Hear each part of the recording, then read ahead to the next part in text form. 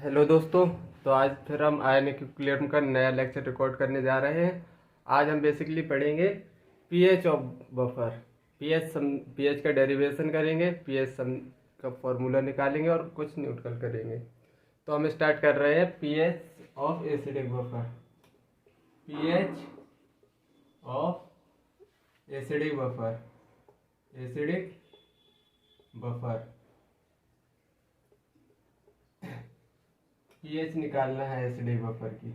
तो सबसे पहले एसिडिक बफर लेंगे। तो सी एसिडिक बफर क्या होगा? CH3, वीक एसिड और साल्ट, CH3COOH, ये एसिडिक बफर।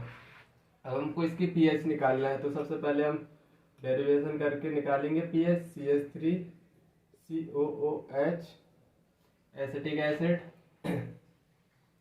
कैसे टूटेगा? वीक एसिड है तो CH3COO negative plus H plus और CH3COONA क्या है? साल्ट है। तो ये 100% डिसोसिएट हो गए, एसीटेट आयन देगा प्लस Na पॉजिटिव। इतना समझ आया?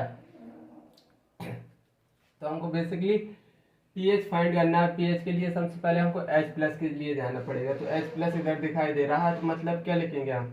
एसिड डिसोसिएशन कांस्टेंट लिखेंगे। और डिसोसिएशन कांस्टेंट कैसे लिखते हैं? एसिड डिसोसिएशन कांस्टेंट लिख रहे हैं concentration of product upon concentration of reactant, यही तो लिखते हैं। तो कंसंट्रेशन ऑफ प्रोडक्ट लिखो, CH3COO minus H plus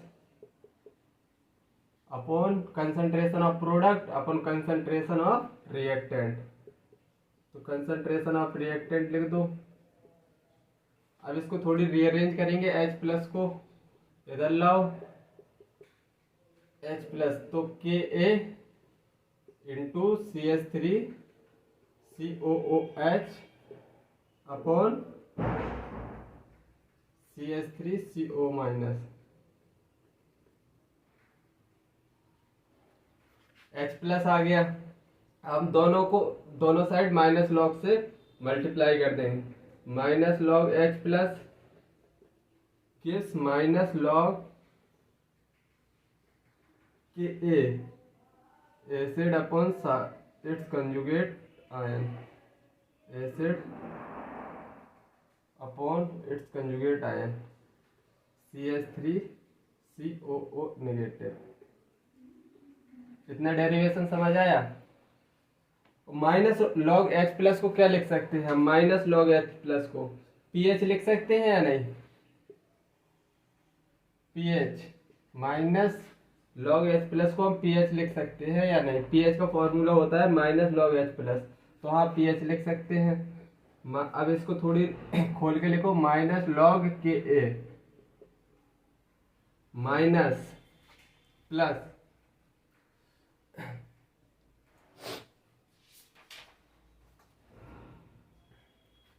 minus log minus log CH3COOH upon acetate ion. इतना समझ आया? माइनस लॉग के ए को हम क्या लिख सकते हैं? पी के ए लिख सकते हैं। पी के ए का फॉर्मूला क्या होता है? पी के ए बराबर माइनस लॉग के ए। तो क्या हम के लॉग माइनस लॉग के की जगह पी के ए लिख सकते हैं? बिल्कुल लिख सकते हैं। तो मतलब P K a minus log. अब देखो एसिटिक एसिड बेसिकली एसिड है, एसिड कंसंट्रेशन ऑफ एसिड। और नीचे क्या है?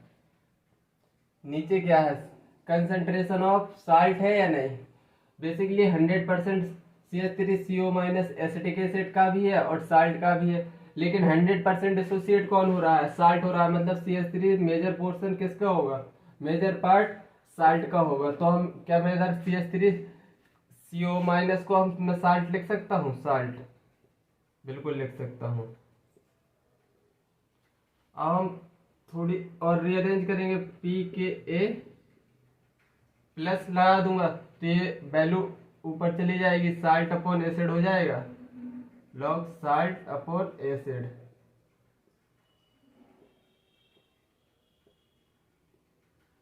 ये फॉर्मूला निकल के आया पीएच का। इसको बोलते हैं हम हेंडरसन इक्वेशन, हेंडरसन इक्वेशन। अब चलो उस और आगे बढ़ते हैं।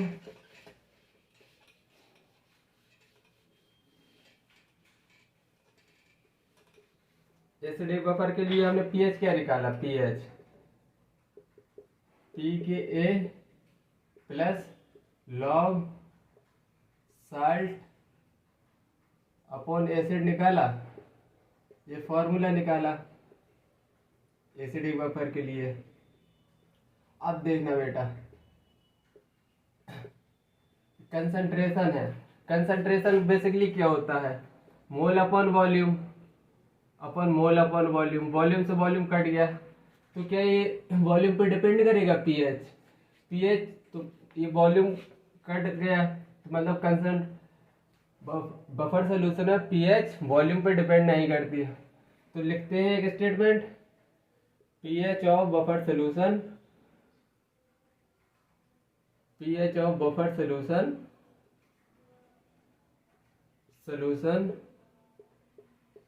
do not change on adding on dilution।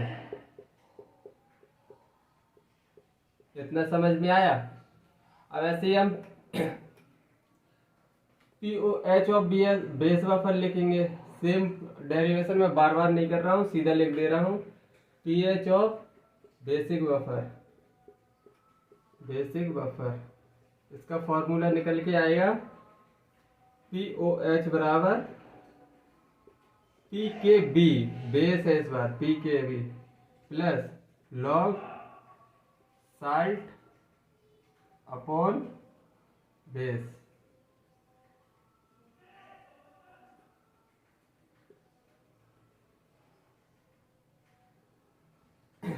ये पीओएच ऑफ बेसिक बफर का फॉर्मूला है, पीएच ऑफ एसिडिक बफर का। ये दो फॉर्मूले याद रख लो, बस इन्हीं से क्वेश्चन निकल जाने हैं। बस तुमको इतना याद रखना है कि मतलब pH of buffer solution dilution पे कोई इफेक्ट नहीं होता, क्योंकि इसका कंसंट्रेशन को मोल अपॉन वॉल्यूम लिखोगे, वॉल्यूम से वॉल्यूम कट जाएगा, M1 और M2। ठीक है ना। चलो क्वेश्चन करवा रहा हूँ अच्छे अच्छे, तो तुम्हारा दिमाग खुलेगा थोड़ी।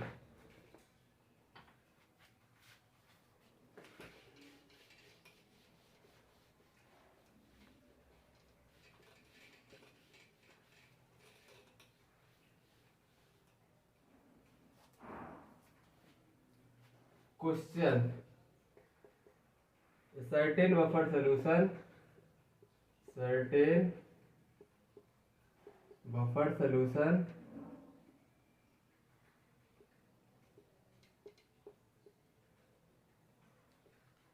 contain equal concentration, contain equal concentration of X negative and HX, Kb, the Kb of for X minus is 10 to power minus 10. The pH of buffer solution is, the pH of buffer solution is,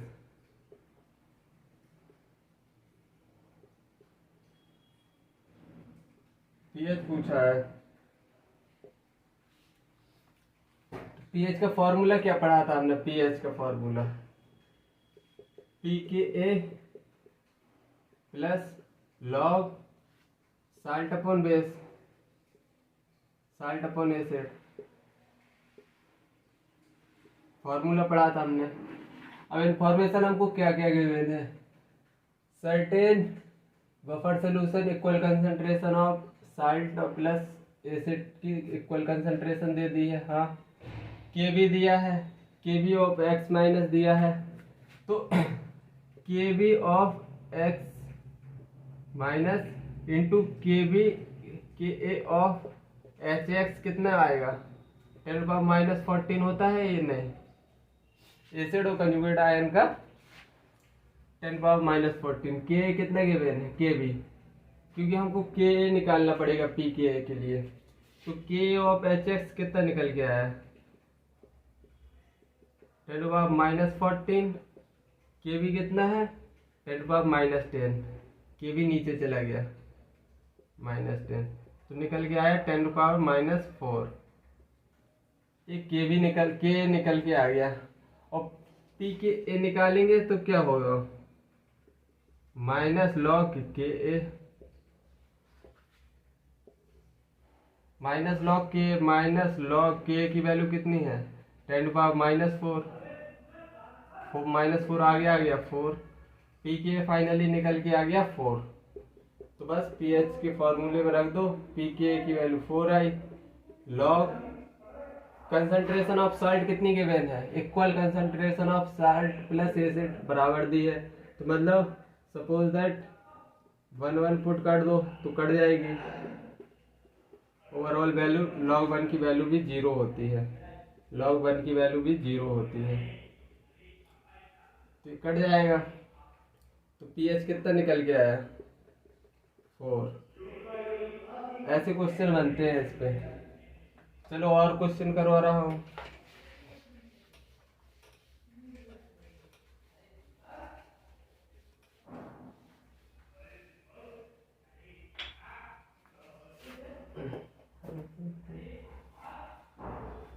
pH of buffer solution question. The pH of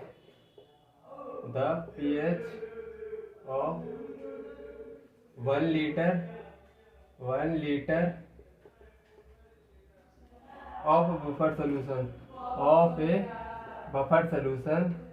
of a buffer solution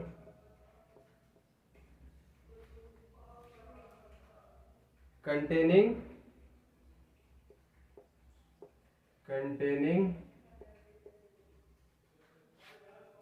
0.01 molar NH4Cl and 0.1 molar NH4OH having pKb of 5 has pKb 5 has pH of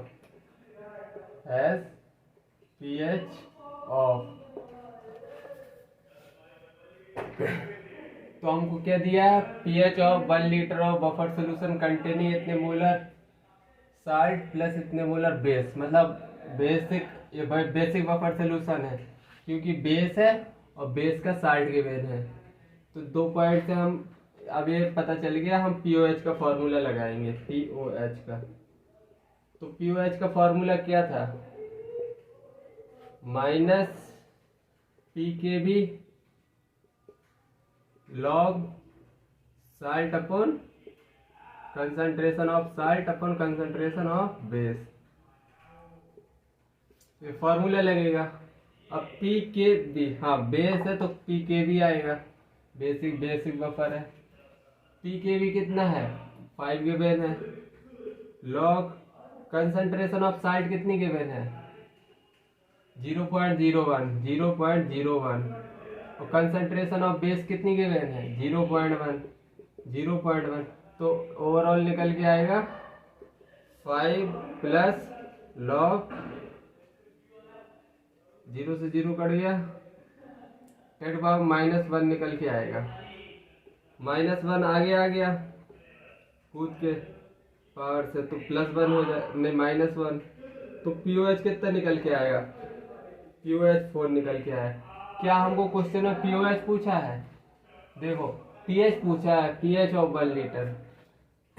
हमको volume से मतलब नहीं रहेगा क्योंकि buffer solution में volume का कोई rule नहीं होता, क्योंकि वॉल्यूम से वॉल्यूम कट जाएगा। तो pH पूछा है, POH निकाल लिया है। pH निकालने के लिए हम क्या करेंगे? 14 माइनस POH, तो 14 माइनस POH कितना निकाला है? 4। तो pH निकल के कितना आ गया? फाइनली 10 आ गया या नहीं? इसी को हम आंसर बोलेंगे। आई थिंक ये क्वेश्चन तुमको समझ आया होगा।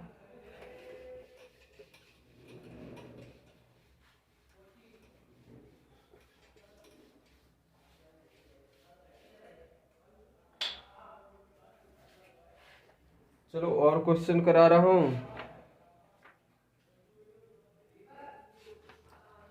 अब थोड़े अच्छे अच्छे क्वेश्चन करा रहा हूं।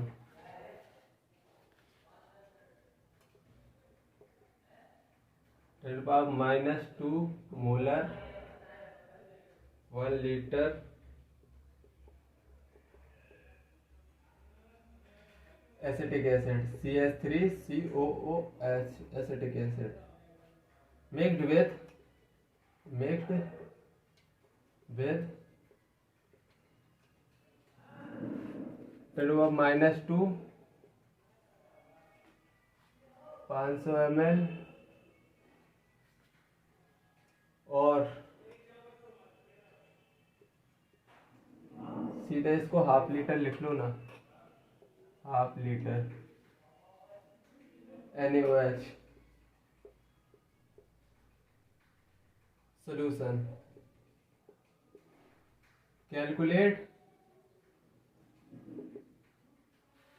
pH of resultant solution. pH of resultant solution.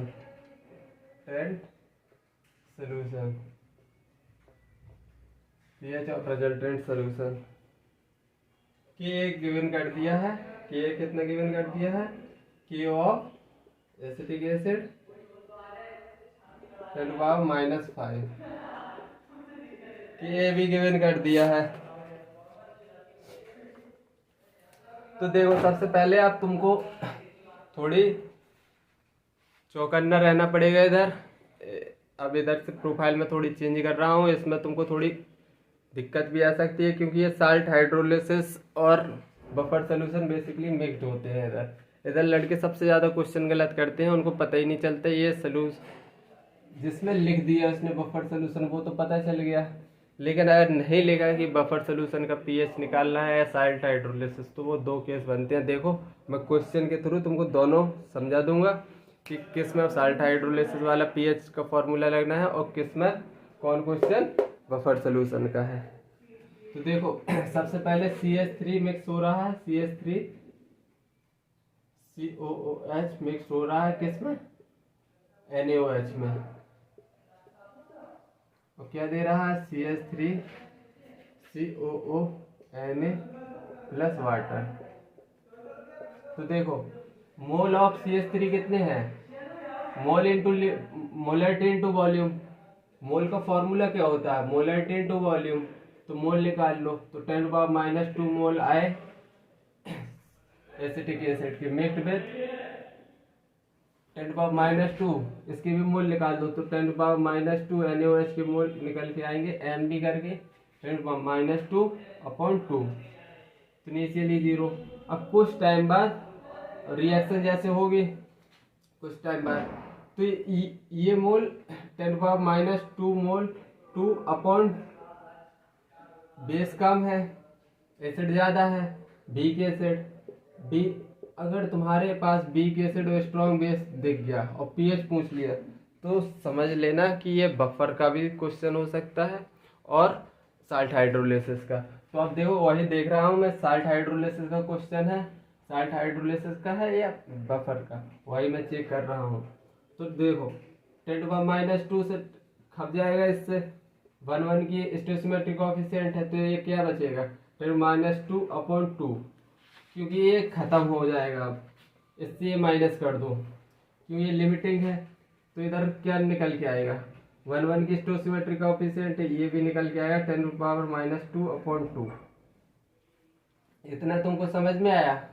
Initially इतना था, जैसे रिएक्शन हुए ये लिमिटिंग रिएजेंट है खप जाएगा और बचेगा फाइनली बीक एसिड और उतना ही साल्ट बन जाएगा। 1 की स्टोसिमेट्री कोएफिशिएंट है।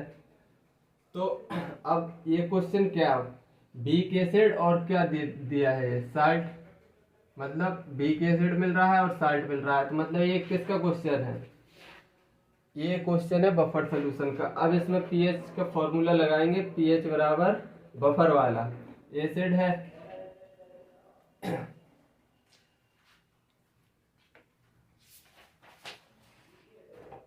एसिड है तो हाँ pKa plus log salt upon base. उसने इस बार साल्ट नहीं दिया है, साल्ट अपन ने बनाया है, साल्ट की कंसंट्रेशन हमने निकाली है, salt upon base.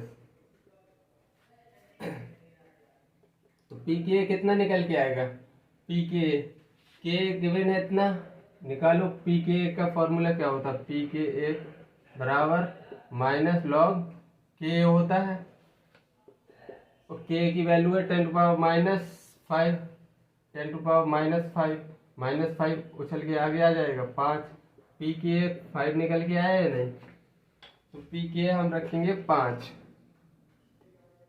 Plus log salt की कंसंट्रेशन कितनी गिवन है 10⁻²/2 और बेस की कंसंट्रेशन कितनी गिवन है 10⁻²/2। ये फाइनली कट गए दोनों, लॉग 1 की वैल्यू होती है 0, तो पीएच कितना निकल के आया, पीएच 5 निकल के आया है नहीं। एक प्रोफाइल ऐसे ही क्वेश्चन पूछेगा, अगर तुमको थोड़ी टफ देगा तो डायरेक्ट साल्ट की कंसंट्रेशन नहीं देगा, तुमको निकालनी पड़ेगी, बीक एसिड और स्ट्रॉन्ग बेस दे देगा और तुम समझ ही नहीं पाओगे कि ये बफर सोल्यूशन है या नहीं है। चलो और आगे बढ़ते हैं।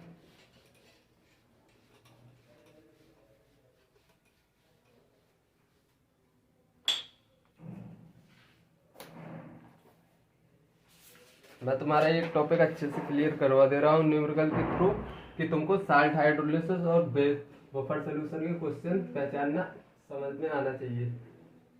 2 मोल CH3COOH mixed with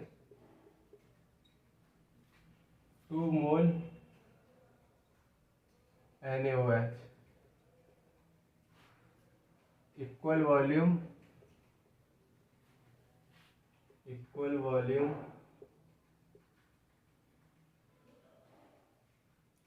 in container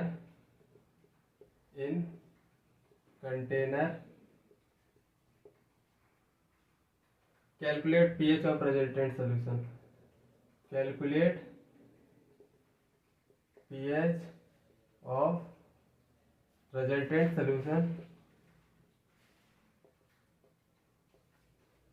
solution pKa given कर दिया है कितना 4.7, pKa गिवन कर दिया है। अब बेसिकली हमसे क्या पूछा, pH of resultant solution, weak acid दे दिया है, स्ट्रॉन्ग बेस, कान खड़े हो जाने चाहिए, मतलब ये क्वेश्चन या तो बफर सोल्यूशन का होगा या साल्ट हाइड्रोलिसिस का। तो सबसे पहले हमको बीक एसिड और बीक बेस की रिएक्शन करानी है, CH3COOH प्लस NaOH, इतना करके देखना ही पड़ेगा वरना तुमको हवा ही नहीं लगेगी ये साल्ट हाइड्रोलिसिस का क्वेश्चन था या बफर का। CH3CONA प्लस H2O 2 मोल इक्वल वॉल्यूम है, मोल इंटू वॉल्यूम, वॉल्यूम 1 मान लो, तो 2 इंटू 1 2 इंटू 1, वॉल्यूम हम 1 मान रहे हैं, वॉल्यूम 1 कंसीडर कर लो, इक्वल वॉल्यूम है तो मोल बन गए हैं, मोल तो गिवन है, सीधा गिवन है मोल 2, 2 मोल ऑफ 2, हाँ 0। अब देखो 1 1 की स्टोसिमेट्रिक कोएफिशिएंट है, 2 mole of NaOH 2 mole of acetic acid, दोनों रिएक्ट करके 0 0 फाइनली साल्ट बना देंगे 2 मोल। ये दोनों रिएक्ट करके साल्ट बना देंगे 2 मोल। अब इसमें देखो, अब ये क्या है, टोटल साल्ट की कंसंट्रेशन आ रही है। ये क्वेश्चन बन गया किसका, साल्ट हाइड्रोलिसिस का, हाइड्रोलिसिस का। अब इसमें पीएच का फॉर्मूला तुम ये मत चिपका देना कि बफर सोल्यूशन पढ़ रहे हैं तो बफर का क्वेश्चन ऐसे फंसाएगा तुमको एग्जामिनर। पीएच 7 प्लस कौन सा बफर है, हाफ पी के ए, बी के एसिड है, बी के एसिड है, और कौन सा फॉर्मूला लगेगा, तो इधर से देखो साल्ट है बी के एसिड और स्ट्रॉन्ग बेस का, तो मतलब 7 से ज्यादा पीएच रहेगी, 7 प्लस करोगे, और बी पार्ट है बी के एसिड, तो के हाफ पी के plus half log c concentration. और कंसंट्रेशन कितनी निकल के आएगी, concentration mole upon volume, 1 1 volume माना है हमने, 2 मोल है तो कंसंट्रेशन सिंपली 1 निकल के आएगी, 1 मोलर। 7 प्लस हाफ पी के की वैल्यू कितनी गिवन है, पी के 4.7 प्लस हाफ लॉग 1, कंसंट्रेशन 1 निकल के आई, मोल अपॉन वॉल्यूम, 1 लीटर है दोनों का, तो 2 मोल होगा ना, 2 लीटर, तो कंसंट्रेशन 1 मोल निकल के आई, ये फाइनली 0 हो गया। तो फाइनली निकल के क्या आया, 2 दूनी 4, 2 से 2 5 10 7 8 9, 9.35 निकल के आया। अब ये समझ में आया, इसमें साल्ट हाइड्रोलिसिस का फॉर्मूला चिपकाया है हमने। क्यों चिपकाया, क्योंकि उसमें बी के एसिड गायब है, स्ट्रॉन्ग बेस, बी के एसिड स्ट्रॉन्ग बेस का, तो ये बन गया साल्ट हाइड्रोलिसिस, क्योंकि तो पूरा साल्ट बन रहा है। तो ऐसे पहचानना है क्वेश्चन को। चलो मैं और प्रैक्टिस करवा दे रहा हूँ।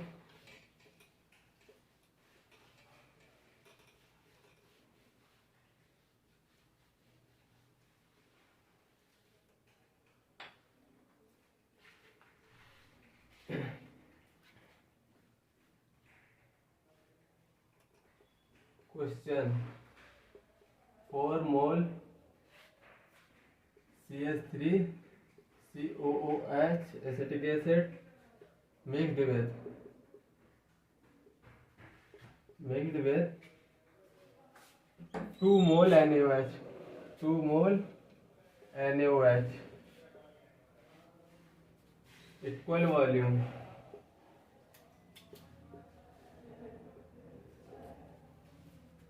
in container,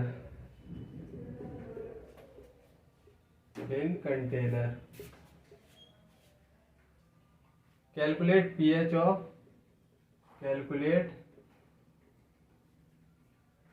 resultant solution, pH of resultant solution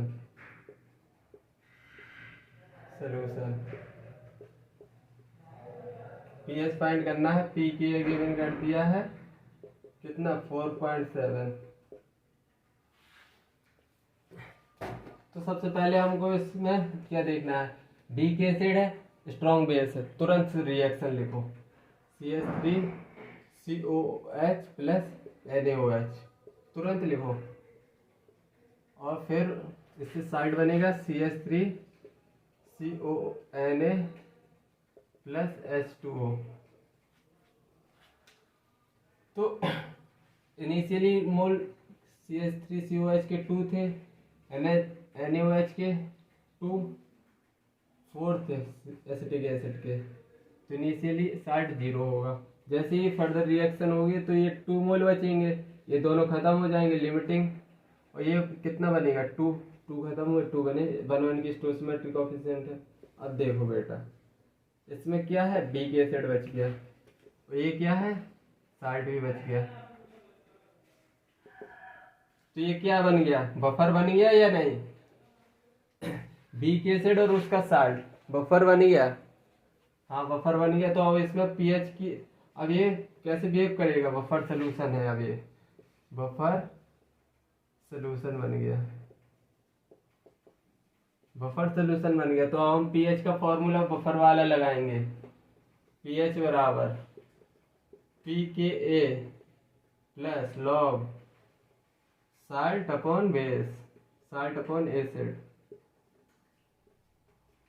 अब तुमको थोड़ी थोड़ी दिमाग में क्लियर हो रहा होगा कि साल्ट हाइड्रोलाइज्ड और मतलब उसमें क्या डिफरेंस है क्या नहीं है। पी के कितना है given 4.7, log concentration of salt कितनी है 2 मोल है, 2/1 इक्वल वॉल्यूम है, 2 लिख दो सिंपली 2, और एसिड कितने बचे 2, तो 1। 4.7 आंसर आ रहा है इसका या नहीं, इसका 4.7 आंसर आ रहा है। चलो और क्वेश्चन करवा दे रहा हूँ, और क्वेश्चन करवा दे रहा हूँ।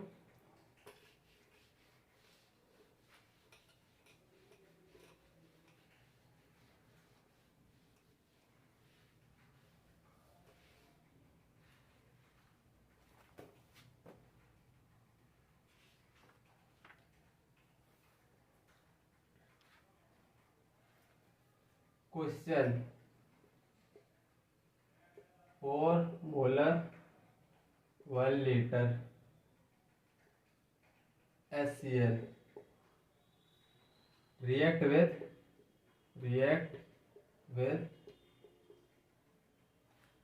2 molar 1 liter KOH solution,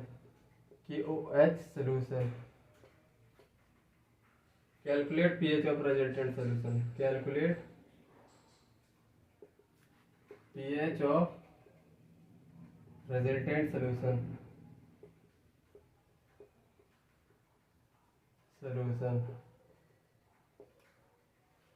pKa given कर दिया है, pKa ऑफ HCl कितना कर दिया गिवन 5। देखो अब इसमें सबसे पहले हमको ये पता करना पड़ेगा ये बफर का क्वेश्चन है या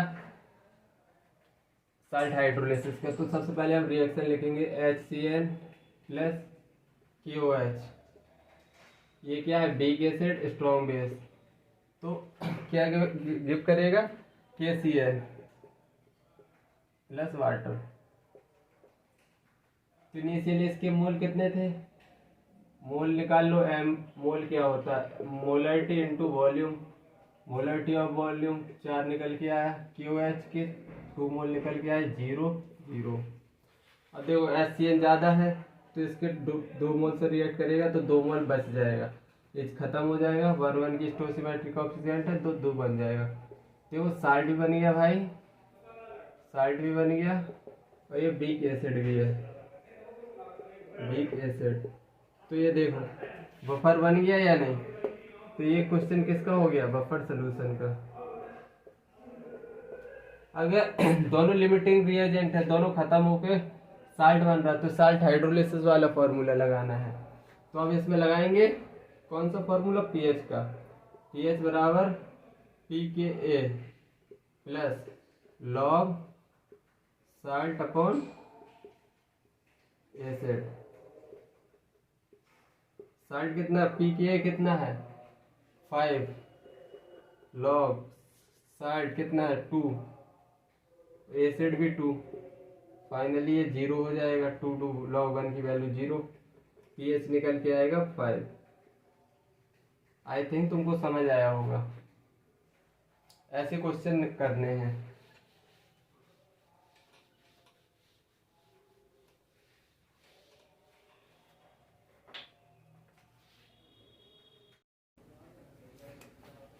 अब हम पढ़ेंगे buffer capacity, buffer capacity, buffer capacity को समझेंगे। सपोज दैट एक कंटेनर है, उसकी पीएच सपोज दैट मान लो कुछ भी मान लो, पीएच 5 मान लो। अगर तुम इसमें स्ट्रॉन्ग एसिड या स्ट्रॉन्ग बेस डालो तो पीएच बदलेगी कुछ, मतलब जैसे स्ट्रॉन्ग एसिड डालो तो NaOH इनिशियली तुमने डाला 1 ml, तो पीएच कितना बदलेगा, पीएच 5 था 5.1 हो जाएगा। टेबल बना के दिखा दे रहा हूँ। अगर तुमने 2 ml डाला तो पीएच कितनी हो जाएगी, कुछ बदल के 5.3 हो जाएगी। अगर तुमने यही 3 ml डाल दिया, 3 ml 5.10 हो जाएगी। अगर तुमने और बढ़ा के 4 ml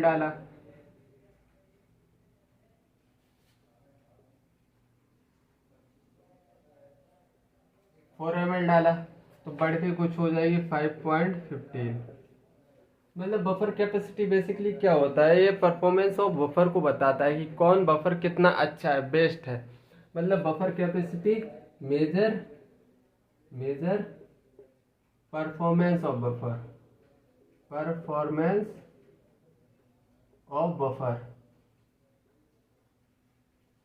मतलब ये क्या बताता है बफर कैपेसिटी, कि कितना हम स्ट्रॉन्ग बेस मिलाएं उसमें पीएच कितना चेंज आएगा। तो इसका फॉर्मूला निकल के आता है बफर कैपेसिटी का, addition of strong acid strong base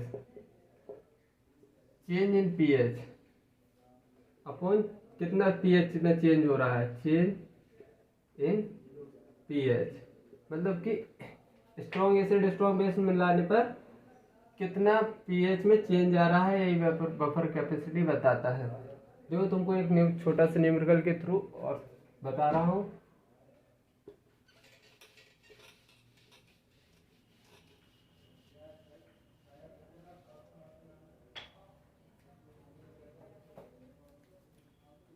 question pH suppose that 5 given 5 और buffer solution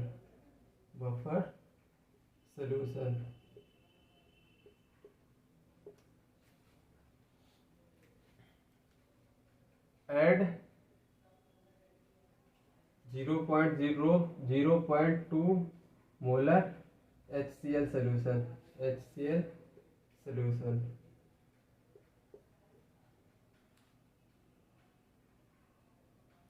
and pH of resultant solution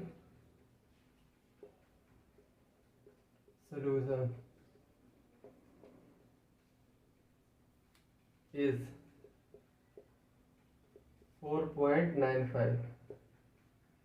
Then calculate buffer capacity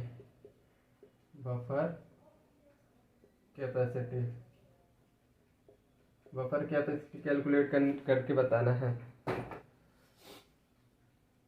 तो बफर कैपेसिटी का फॉर्मूला क्या पढ़ा था, adding concentration of strong acid and strong base upon pH change कितनी होगी। तो देखो क्वेश्चन पढ़ो, buffer solution 0.2 molar HCl add किया है, 0.2 लिख दो। pH में चेंज कितना आया, इनिशियली 5.5 थी buffer solution, pH of resultant solution बाद में बची है 4.95, इनिशियली 5 थी फिर बची है 4.95, तो निकल के कितना आया 0.05, ये निकल के आया बफर कैपेसिटी। अब बेसिकली पढ़ेंगे performance of buffer. Basically performance of buffer ही तो बताता है बफर कैपेसिटी। तो मतलब परफॉर्मेंस ऑफ बफर पर क्या मैं ये बोल सकता हूँ, performance of buffer is directly proportional to performance of buffer is directly proportional to buffer capacity, ये बोल सकता हूँ मैं या नहीं।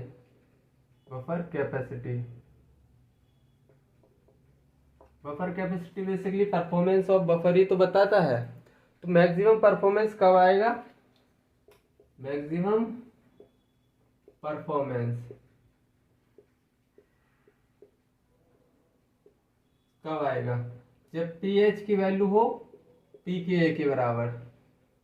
तुम एक फॉर्मूला पढ़ा था, pH बराबर pKa log salt upon acid. तो pH pKa के बराबर कब आ सकता है? तब साल्ट और एसिड बराबर हो, साल्ट की कंसंट्रेशन और एसिड की कंसंट्रेशन, मतलब साल्ट की कंसंट्रेशन और एसिड की कंसंट्रेशन बराबर हो, तभी बराबर आ सकता है। क्योंकि जब बराबर होगी तो कट जाएगा, log 1 की वैल्यू 0 होती है। तो मैक्सिमम परफॉर्मेंस pH में कितनी आएगी? तब साल्ट और एसिड की कंसंट्रेशन बराबर होगी। और pOH, मैक्सिमम pOH कब होगा? मैक्सिमम परफॉर्मेंस pOH में कब दिखाई देगी? मैक्सिमम परफॉर्मेंस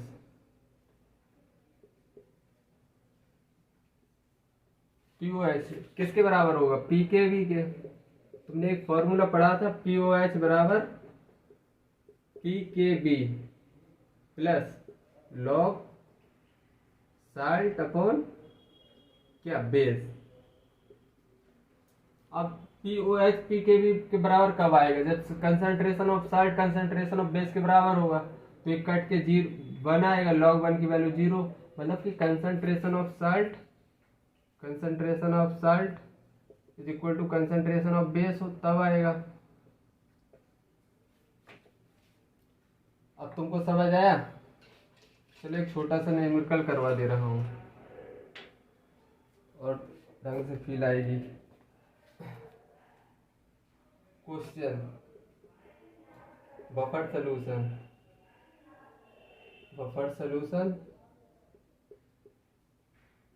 इधर है buffer capacity.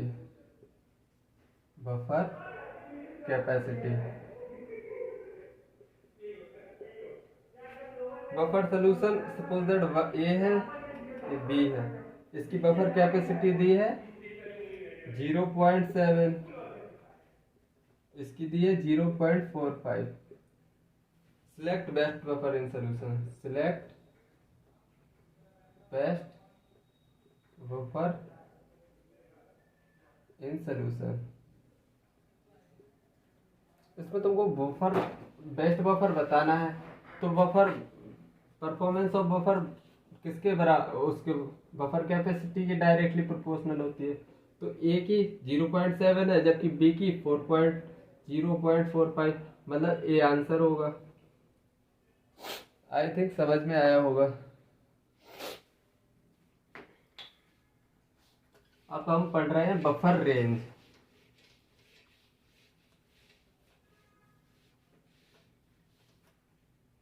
Buffer range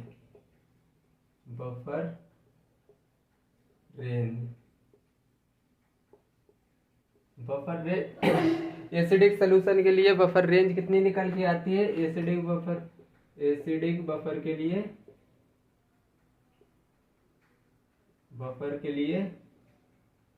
buffer range निकल के आती है pH बराबर pKa +1 से 2 pKa -1। अब देखना थोड़ी, इसमें देखना pH का फॉर्मूला क्या पढ़ा था हमने? pKa plus log salt upon base, salt upon acid, यही फॉर्मूला पढ़ा था हमने या नहीं? तो इन दोनों को कंपेयर करो।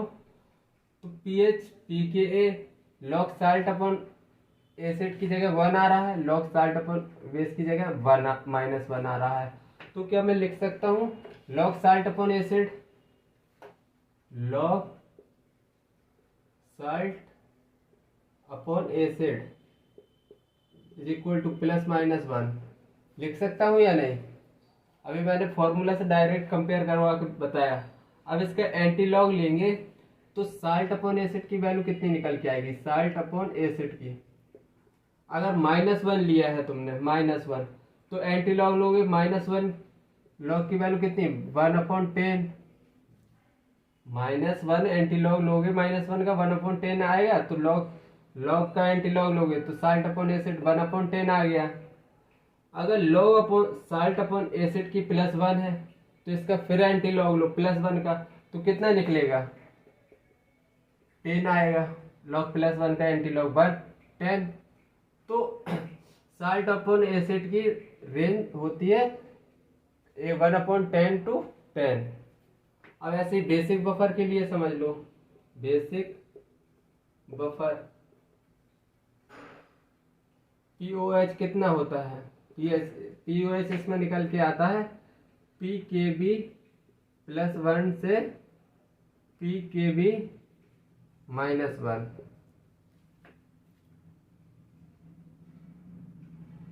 तो अब देखो एक फॉर्मूला जो पढ़ा था, पीओएच बराबर pKb plus log salt upon base. अब देखो बेटा, पीओएच पीकेबी इसको कंपेयर करो, लॉग साल्ट अपॉन बेस की वैल्यू 1 आएगी या तो -1, मतलब दोनों वैल्यू पॉसिबल है ना, -1 भी है +1 भी है। तो लॉग अपॉन साल्ट को मैं +-1 लिख सकता हूँ क्या, नहीं, दूसरी बार बता रहा हूँ, अब समझ में आ जाना चाहिए। तो लॉग साल्ट अपॉन बेस निकल के आया +-1। अब मैं अगर साल्ट प्लस एसिड की रेंज लिखूंगा एसिड की, तो जैसे ही मैं एंटी लॉग लगाऊंगा, लॉग साल्ट अपॉन बेस की वैल्यू है -1 के, तो एंटी लॉग -1 का कितना निकल के आएगा, 1/10, मतलब साल्ट अपॉन एसिड की वैल्यू निकल के आएगी 1/10। अगर लॉग साल्ट अपॉन बेस +1 है तो 1/10 से कितनी जाएगी, 10 तक, क्योंकि लॉग +1 की एंटी लॉग लोगे 10, तो मतलब ये हो गया buffer range. I think buffer range तुमको अच्छे से समझ में आया होगा, बफर कैपेसिटी भी। आज का लेक्चर इधर ही समाप्त करते हैं, जब तक के लिए बाय।